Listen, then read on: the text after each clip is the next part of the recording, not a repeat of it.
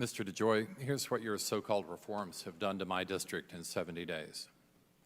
A lady named Elena Roser paid $5 on July 22nd to send a certified letter to the Nashville, Tennessee Social Security office. The distance is 20 miles. The letter took 12 days to arrive.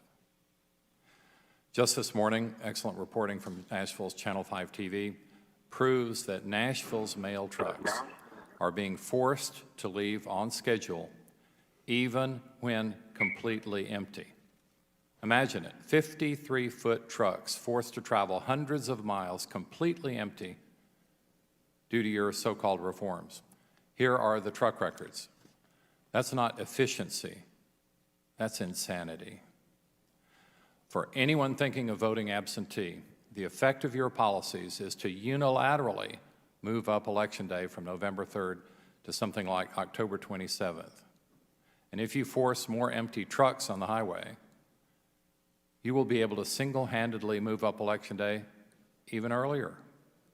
According to NPR, already 550,000 primary ballots, absentee ballots, were rejected in just 30 states, and one of the main reasons was late delivery. How dare you disenfranchise so many voters when you told the Senate committee just last week that you had a sacred duty to protect election mail? You know that it's a felony for a Postal Service officer or employee to delay delivery of mail.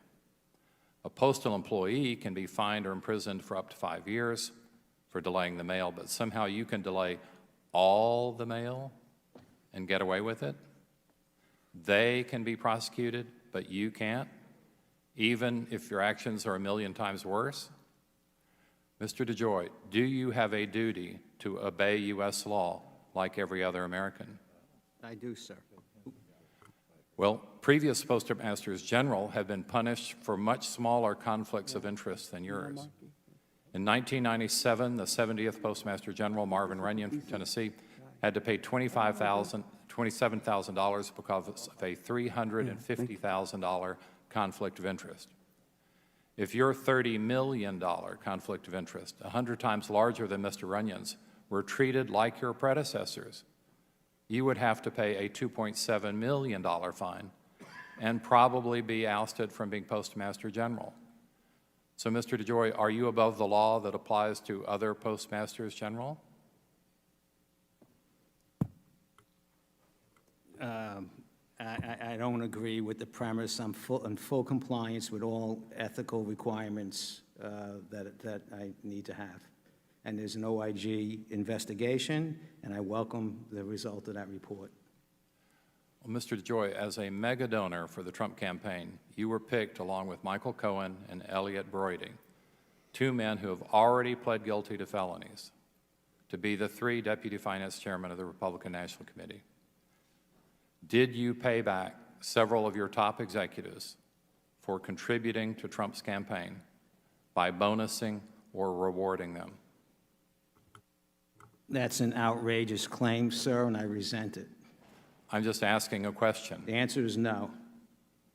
So you did not bonus or reward any of your executives? No. Or anyone that you solicited for a contribution to the Trump campaign? No, sir. Not in whole or in part? Actually, during the Trump campaign, I wasn't even working at my company anymore. Well, we want to make sure that campaign contributions are legal. So all your campaign contributions are legal. I'm fully aware of legal campaign contributions. Well, what if and I resent the assertion, sir. What are you accusing me of? Well, I'm asking a question. Do your mail delays fit Trump's campaign goal of hurting the post office, as stated in his tweets? Are your mail delays implicit campaign contributions? These types of questions. I'm here to represent the Postal Service. It has nothing to do with, all my actions have to do with improvement into the Postal Service. Am I the only one in this room that understands that we have a $10 billion a year loss? Right? Am I the only one in this room that has looked at the OIG reports that have stacked up? Will you give this committee your communications with Mark Meadows, with Treasury Secretary Mnuchin, with the President? Mr. DeJoy, is your backup plan to be pardoned like Roger Stone? Oh, God. Pitiful. You have 2 seconds to answer the question. I have no comment on that. It's not I worth see my a time comment. has expired. Gentleman's Not time worth is a comment.